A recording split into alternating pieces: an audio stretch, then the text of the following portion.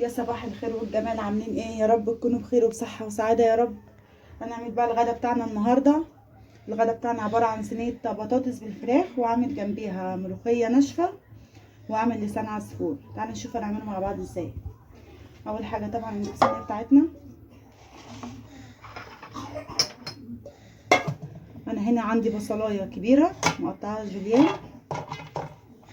وفلفل رومي برضو واحدة، وقرن فلفل حامي مقطعة برضو ايه حلقات كده. التوابل بتاعتنا فلفل اسود، معلقه بهارات فراخ، معلقه صغيره كزبره على كمون، رشه شطه بسيطه، ورشه جوز الطيب بسيطه برضو. الملح بقى بتاعنا معلقه كبيره ملح،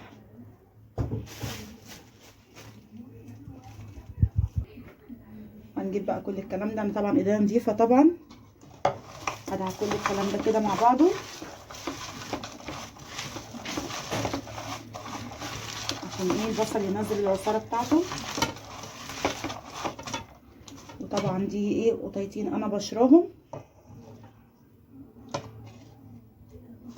نفس الكلام برضو نقلبهم كده مع بعضيهم. طبعا ايديا نضيفه يا جماعه.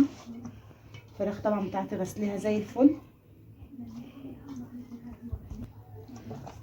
نجيب بقى الفراخ بقى كلها كده ببعضيها كده مع التتبيله. هو المفروض اساسا نسيب الفراخ دي حوالي بتاع نص ساعه، على حسب بقى انت بقى ايه تسيبيها. كل ما تسيبيها كل ما تشرب التتبيله اكتر ويبقى طعمها حلو. نجيب بقى كل الكلام ده. انا هنا مش بحب اعصر القوطه يا جماعه، انا بحب احط الفراخ مع البطاطس نيه. مش بحب ادي الفراخ ايه غلوه وبعد كده ايه احطها على صينيه البطاطس. اللحمه اللي بديها 3/4 سوا وبحطها على صينيه البطاطس. انا هنا مش بحط ماده دهنيه يا جماعه، ولا بحب احط سمنه ولا زيت، عشان هي اساسا الفراخ بتنزل العصاره بتاعتها، بقى مش محتاجه اي حاجه. وانا هنا مش بحب اكتر الطماطم، انتوا حابين تكتروها كتروها.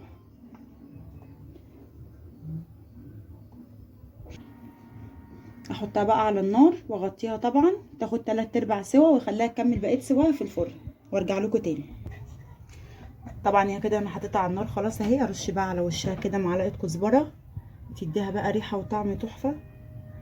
وكمان لما بحطها في الفرن بتاخد لون، تديها لون كده يبقى حلو مع الفراخ. بس كده تاخد بقى الغلوه بتاعتها 3/4 سوا وارجع لكم تاني. بصوا يا جماعه، انا هنا شلت كده كام حته فرخيه كده بتاع 3 حتات ولا حاجه، علشان خاطر عايزه شوربه وكده لسان عصفور وملوخيه. ده بقى الفراخ بتاعتنا خلاص اهي خدت 3/4 سوا. هكمل بقى سوا في الفرن. الفرن بقى بتاعنا اهو خلاص بقى خد اللون الذهبي الجميل. هنزل عليه بالاول في ميه، يعني ايه بديله اول حاجه غلوه كده في ميه. حطيت له كوبايتين ميه يغلي بقى مع نفسه كده. وانا بحط الشوربه في الاخر خالص عشان ما يشربش الشوربه بتاعته، ما يبقاش فيه شوربه. الشوربه بخليها اخر حاجه قبل ما بطفي عليه. نرجع بقى للملوخيه الناشفه بتاعتنا. انا هنا حطيت عليها كبشتين اهو شوربه، واسيبها بقى تتنقع لحد لسان عصفور ما يستوي، والفراخ بتاعتنا تستوي بالبطاطس عشان ترجع بقى اللون الاخضر الجميل بتاعها. ما تبقاش في القاع بتاع الحله كده ايه، تبقى من الشوربه طالعه لفوق والملوخيه من تحت كده مكلكعه.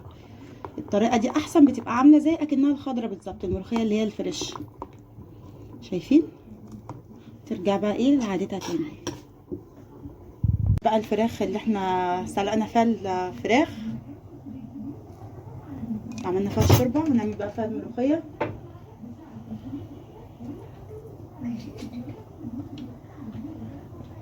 هنزل بقى بالملوخيه بتاعتنا. شايفين بقى اللون بقى عامل ازاي؟ عامله زي الملوخيه الخضره بالظبط.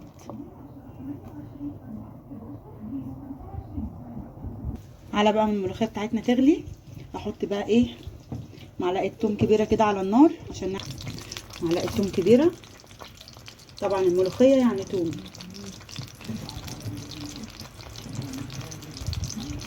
اول بقى ما التوم كده يطلع ريحته انزل عليها بمعلقه كزبره.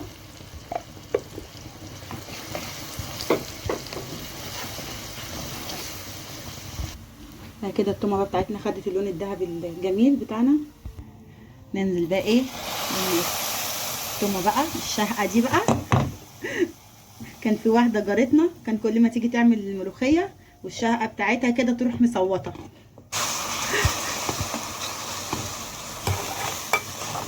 تقول لك عشان ايه؟ عشان تبقى معسله.